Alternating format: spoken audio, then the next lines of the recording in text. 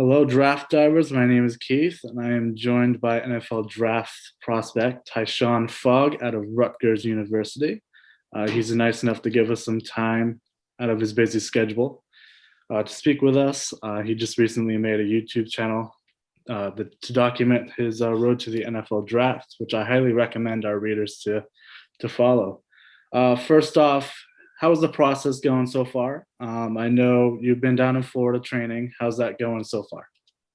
It's going really well. The weather down here is beautiful. I could tell you one thing is way better than up north with the snow going on and it's being that cold up there. So the weather's been really good.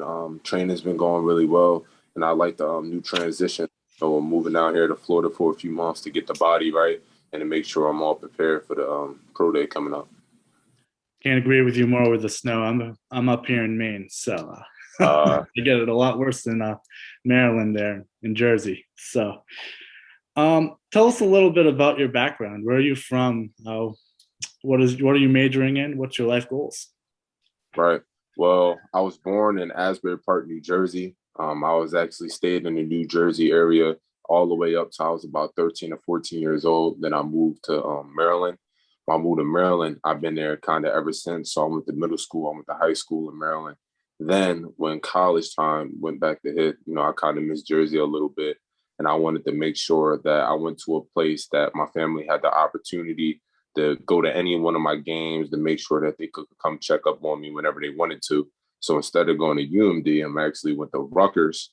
So that's about 45 minutes away from the Asbury Park area. So I went to Rutgers, had a good career at Rutgers. My family was able to make every single home game they possibly could. And yeah, that was pretty like my growing up situation. I have one sister, I have a nephew, two dogs, and yeah, so. There you go. Yeah, I'm from actually the New Jersey area too, so I'm pretty well aware of Jersey City area. So, Okay. So Jersey. what made you fall in love with football growing up? Right. So I started playing football when I was about 8 years old, and I always had like cousins and different family members playing in the Pop Warner League. I don't know if they actually still have that, but we played in the Pop Warner League for Asbury Park. And I used to always I lived in Nevada Gardens, and I used to always run over there to the gate and watch all the guys practice. And I just loved the team environment, like the physicality and the tenacity with football and what it had to offer. So I always made sure I was like, dang, I can't wait to play football one day. So when I finally got old enough, when I finally convinced my mom in order to play football, I was like, that's what I want to do. And lucky enough, she signed me up. Then I never looked back. There you go. Um, did you always play linebacker? Do you have a other favorite position? Oh, funny, actually, no. Linebacker was something that was kind of new to me going into high school. So when I first started playing out football, I started at tight end. I played tight end at first, and that was like when I was really little. Then I transitioned, and I went from tight end to like left tackle, which I really don't understand how that went. Then from left tackle to running back, then I played running back literally all the way up to I was like 14 years old. And then I went to high school. I started playing receiver and free safety. And then about the sophomore or junior year, that's when I made my transition to linebacker. Then I've been a linebacker ever since. But I love linebacker, so it's definitely a position I like. But if I could say if I played the offense position, running back is my favorite position. I love running back. That's awesome. I was a lineman myself, so hearing the left tackle, I'm like, ooh, there you go. um, do you have any passions outside of football? Right. Absolutely. I mean, I do YouTube. I love creating content. I love just being just a voice and just stating like my opinions, my voice, how I feel, and just spreading knowledge through a platform and just continue to reach an audience to just being able to just influence people's lives. So I love YouTube. I love creating content.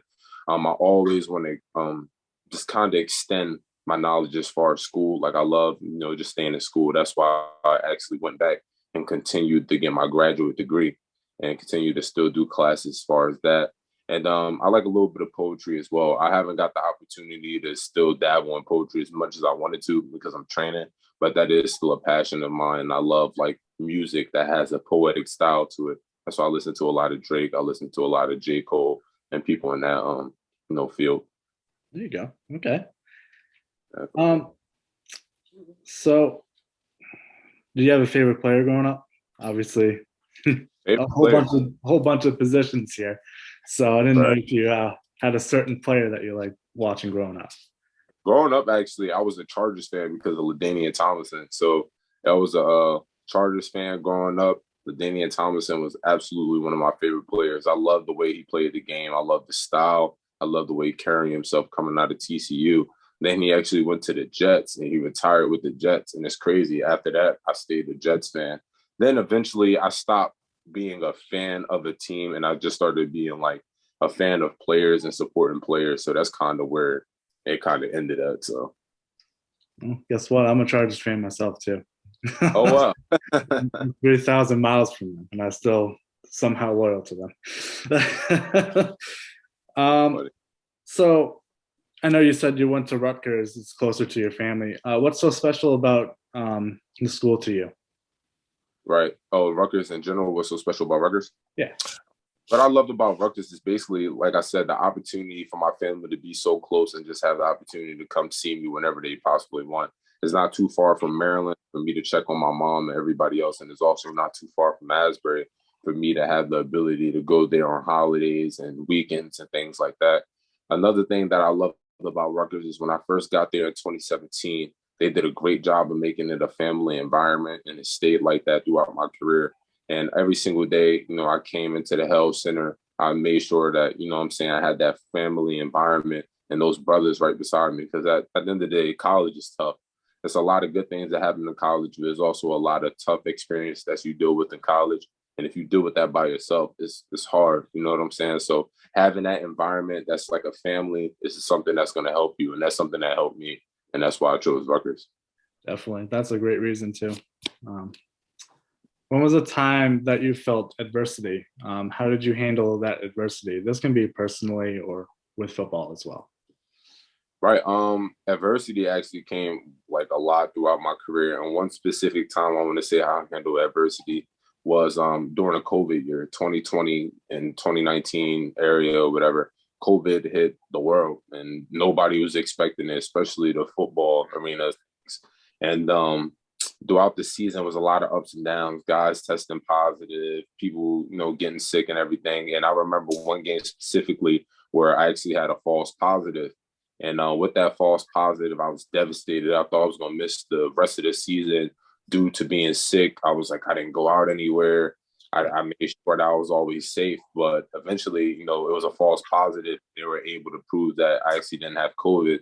But just thought of the idea of you missing so many games after you did everything you possibly could to be there for your team and to be safe, but you still get sick was something devastating for me. But the way that I fought through it, the way I still stayed mentally locked in, the way I prayed every single night and make sure things ended up going the way it did, I ended up coming out on top and I was able to finish out the rest of the season without any discrepancies. So that's one time particular I could say that I battled with adversity during my career. Fantastic. I mean, everybody's going through that as well. Great job by you. Describe an area of your game that either you or one of your coaches identified as a need for improvement. How did you try to improve that area?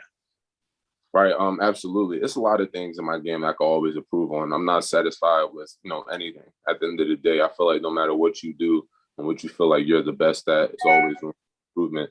But one thing I kind of want to work on myself as far as watching my film throughout college and stuff is kind of man coverage. I want to get better at man coverage. I want to learn how to, dominate in man coverage. I'm not saying that I'm bad or no, I'm not at the bottom of it, but it's something I really want to improve on and I to lock in on. And that's something I've been working on while I've been down here in Florida as well. So that's one area of my game I would say, probably like pass coverage and things like that. Fantastic. I mean, it can't be easy in college there. Exactly. That big conference, passing the ball all the time. So I can't imagine. On a game day, what does your playlist look like? How do you get hyped for the game? Right. My playlist during game day, I love Pooh Shiesty, Big 30. A lot of those guys, I probably play them all the time and they're on constant repeat. Chef G, I listen to a lot of those people to just kind of get me hyped, but not all the time. Like sometimes I want to play the game more smooth. I want to be more in tune with the world. So honestly, I might listen to a little Drake. I might throw that on. I might just throw in something smooth just to mellow me out and just to get a feel of for my environment. And half of the time, I might not even wear headphones sometimes. I just like to hear conversations. I like to see the room. I like to see other people get hyped. And sometimes that, that fuels me a little bit to go out there and do what I got to do. There you go. I like that. Taking in the atmosphere there. Um, Take me through a game day. I know you play football in the Big Ten there. How do you get yourself prepared to play, like throughout the day? Right, right. So a typical game day, we'll actually go to a hotel before our game, especially if it's a home game. If it's a away game, of course, we stay in a hotel. Then from there, they get us locked in throughout the week. We review our playbook. We review our specific game plan for that team. I go through all personal notes that I'll have on my iPad, and I'll just review my big three. I'll review the opponent.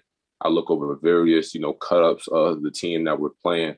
And on top of that, I'll make sure that I'm in tune with myself. I make sure I do a little meditation before I go out there and make sure, I do what I have to do. I just make sure everything is fine. I'll go over my notes and everything and finalize everything for the week. And I'll just review everything I possibly could to just make sure, I'm able to execute at the top level as I'm supposed to. So. Cool. What makes you a top prospect this year? Right. The biggest thing that makes me a top prospect is throughout my career, I always excelled and I always developed in a position that I was in. Coming in, I played really early as a freshman. I was a guy that touched the field in 2017 when I was about 18 years old. And I think throughout my career and my progression, I constantly got better and I constantly learned from the game. On top of that, I played in one of the best conferences in college football, if not the best conference in college football. And I feel like I dominated and I definitely did my thing. Another big thing about me is like I'm always able to excel in my position. I feel like I have so much room to improve. I have so many things that I could build upon that's going to excel my game. And on top of that, I'm a lifelong learner.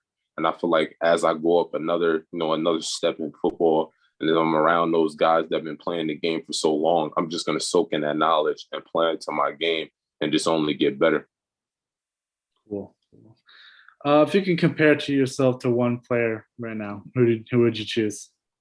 Honestly, as far as linebacker, I don't really think there's nobody in the NFL that plays like me or have the same exact style as me, which honestly makes it another plus because I go to any team, is not going to be a linebacker like me. But it's a lot of guys that I do watch right now that I do like take some tips away from. I always watch film on them.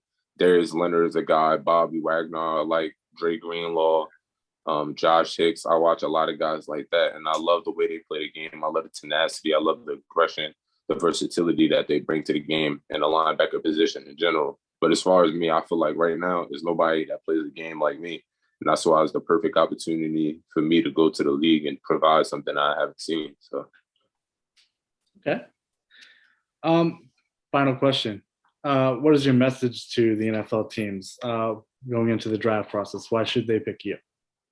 Right. The biggest reason they should pick me is I'm a guy that's going to bring my all every single day. The amount of room that I have to just continue to build upon what type of linebacker I am is to the ceiling. Like I have a lot of opportunity just to get better. On top of that, my experience I developed through the Big Ten, the aggression that I bring to the linebacker position, the leadership qualities that I bring to the team, and just everything is impeccable. I'm always going to be a guy that wants to improve and wants to constantly get better and make the team, as best as we could. And I'm going to be a guy that wants to win and get to it right away. So I'm definitely going to be a guy that's going to be a leader. I'm going to be a guy that's going to be super aggressive and bring a lot of style to the linebacker position on top of just being a leader on the team for guys to kind of follow and just gain a respect of my teammates and continue to, bring a winning tradition to that organization and just be a main factor of the team. Definitely a mentality all these NFL teams definitely want. Once again, this is Tyshon Fogg, linebacker at Rutgers. Tyshon, I want to thank you for giving us some time at DraftDive to get to know you a little bit more. I know we're excited to watch the rest of your story unfold on your YouTube channel. Once again, all our readers, definitely check that out on YouTube. Appreciate it, man. Thank you.